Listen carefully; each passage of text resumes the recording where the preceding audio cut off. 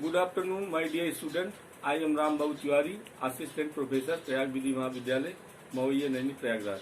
बच्चों, आज हम जो है BLLB सेकेंड सेमेस्टर के सेकेंड पेपर कंपैरेटिव पॉलिटिक्स की चर्चा करेंगे।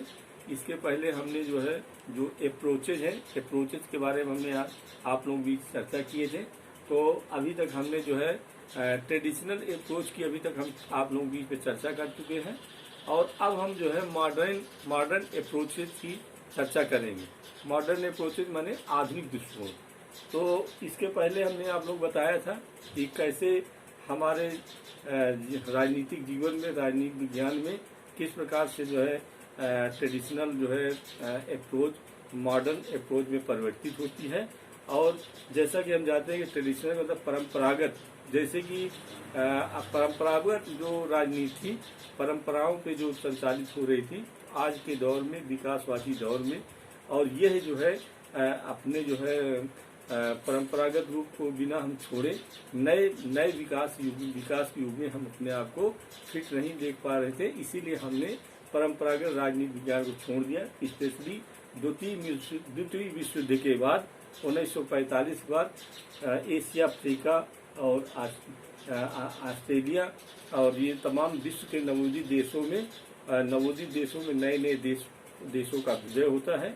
और नए नए देशों के अभ्युदय होने के साथ नए नए सब देशों की समस्याएं आती हैं और उन समस्याओं का निदान इस परंपरागत दृष्टिकोण के आधार पे नहीं हो सकता था। इसलिए हमको परंपरागत दृष्टिकोण को छोड़ना पड़ा और आधुनिक दृष्टिकोण को बढ़ना पड़ा, क्योंकि बदली हुई परिस्थितियों में हम जब तक परंपरागत दृष्टिकोण को त्यागेंगे नहीं, तब तक हम नए दृष्टिकोण आधुनिक दृष्टिकोण को जब तक आएंगे नहीं, तब तक हम अपने आप को मॉडर्नाइजेशन के युग में और वैज्ञानिक युग में अपने आप को सहज नहीं महसूस करें। इसीलिए हमने परंपरागत राजनीति को छोड़ करके आधुनिक दृष्टिकोण की ओर बढ़े।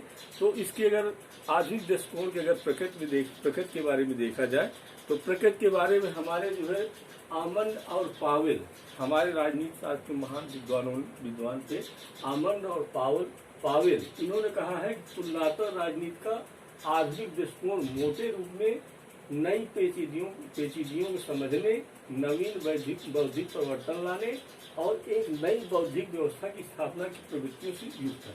इन्होंने कहा है कि जो हमारी जो मॉडर्न अप्रोच है, आधुनिक दृष्टिकोण है, आधुनिक दृष्टिकोण हमारे जीवन में क्या लाता है, आधुनिक दृष्टिकोण हमारे जीवन में क्या लगता है, नई नई पेचीदियां जो हमारे जीवन में आई थी उनको समझने की नवीन बौद्धिक युग का अभ्युदय होता है। नवीन बौद्धिक युग से तात्पर्य है वैज्ञानिक युग का आविर्भाव होता है और वैज्ञानिक युग के आने के बाद हमारे जीवन में तमाम प्रकार के विकास होंगे। इन विकासों को समझने के लिए नवीन बौद्धिक परिवर्तन लाने होंगे और नई बौद्धिक व्यवस्था की नवीन प्रवृत्तियां जो होंगी, नवीन जो है बौद्धिक प्रवृत्तियां जो आएंगी, तो हमारे जीवन में नई बौद्धिक प्रवृत्तियां जब आएंगी तो निश्चित रूप से हमारे जीवन में, राजनीतिक जीवन में परिवर्तन होगा। परिवर्तन लाने के लिए नवीन बौद्धिक प्रवृत्तियों की आवश्यकता थी। इसीलिए हमारे जीवन में नवीन बौद्धिक प्रवृत्तियां जब आई तो नए फिर तमाम प्रकार का विस्तार हुए, तमाम प्रकार की नई व्यवस्थाओं का संचालन। आधुनिक दृष्टिकोण तुलनात्मक राजनीति को संकीर्णता के दृष्टिकोण से व्यापकता के दृष्टिकोण को ले जाता है। यानी हमारा जो आधुनिक दृष्टिकोण है, जहाँ एक ओर हमारे जो है परंपरागत दृष्टिकोण में हम देखते हैं कि हमारा जो दृष्टिकोण तो संकीर्ण था, वहीं जो है ये संकीर्ण दृष्टिकोण को व्यापकता के दृष्टिकोण की ओर ले जाने में आधुनिक दृष्टिकोण का महत्वपूर्ण योगदान रहा। हमारे जीवन के जो संकीर्ण दृष्टिकोण थे, उन संकीर्ण दृष्टिकोणों को व्यापकता की ओर लेकर के परंपरागत राजनीति दृष्टिकोण को छोड़ करके आधुनिकता की ओर बढ़ना और नए विश्व के जो परिवर्तन हो रहे थे, नवोदित जो अभ्युदित जो नए देश थे, नई समस्याएं थी, नए कार्य हो रहे थे, उनमें हमारी इन जो है आधुनिक दृष्टिकोण को नई प्रवृत्तियों को आगे बढ़ना था। अब हम इसी तरह का हम देखते हैं कि अभी तक हम सिर्फ लोकतंत्र के बारे में पढ़ते थे। तो ये जैसे हम परंपरागत राजनीति विज्ञान, परंपरागत दृष्टिकोण का जब हम अध्ययन करते थे तो हम सिर्फ लोकतंत्र का अध्ययन करते, लेकिन हमारे आधुनिक दृष्टिकोण वाले दृष्टिकोण के विचारक कहते हैं कि अब हमको सिर्फ लोकतंत्र के बारे में ही नहीं समझना, बल्कि हमको देखना है कि उस समय निरंकुश तंत्र था, सर्वाधिकारवादी था, विकासवादी देशों की ओर देखना। उन्होंने कहा कि हमको जो है हर प्रकार की शासन व्यवस्था को देखना, हमें सिर्फ लोकतंत्र के बारे में नहीं देखना, हम निरंकुश तंत्र के बारे में देखें कि निरंकुश तंत्र जिस देश में है वहाँ की शासन व्यवस्था कैसे संचालित हो रही है, यानी सर्वाधिकारवादी व्यवस्था जिस देशों में है वहाँ की शासन व्यवस्था कैसे संचालित हो रही है, आज और तमाम प्रकार की जो व्यवस्थाएं थी। और जो हमारे विकासशील देश थे, तो विकासशील देशों में जो व्यवस्थाएं थी उन व्यवस्थाओं को हमको देखना होगा, ताकि हम विश्व परिदृश्य में जो है सारी की सारी व्यवस्थाओं को एक करके एक नया जो है सिद्धांत निकालने का काम करें।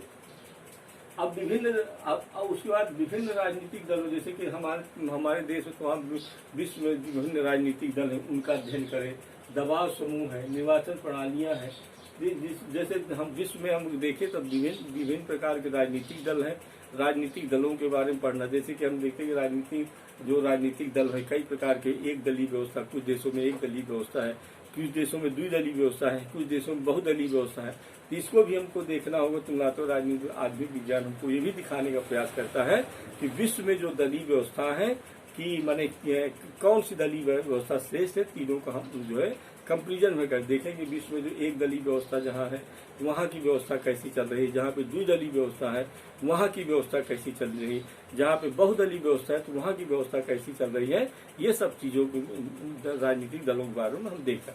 इसी तरह दबाव समूहों के बारे में देखना है, दबाव समूह की व्यवस्था, दबाव समूह का क्या कार्य रहता है, हमारे जो आधुनिक दशकों में दबाव समूह की क्या भूमिका रहती है। उसी प्रकार निर्वाचन प्रणालियां, विश्व के विभिन्न देशों में निर्वाचन प्रणालियां हैं, उन निर्वाचन प्रणालियों को भी देखना है, कौन देश किस प्रकार की निर्वाचन प्रणाली अपनाए हैं, उनमें क्या अच्छाइयां हैं, क्या बुराइयां हैं, कि निर्वाचन प्रणालियों को भी हम आधुनिक दृष्टिकोण में अध्ययन करते हैं। इसके साथ साथ राजनीतिक संचार, हमारे जीवन में विज्ञान का अभ्युदय होता है। राजनीतिक संचार के बारे में देखते हैं कि जो नई नई टेक्नोलॉजियों का अभ्युदय होता है, तो देखते हैं किस देश में कौन सी टेक्नोलॉजी विकसित हो रही है, किस देश में कौन सी टेक्नोलॉजी विकसित, इन देशों इनके बारे में हम अध्ययन करते हैं।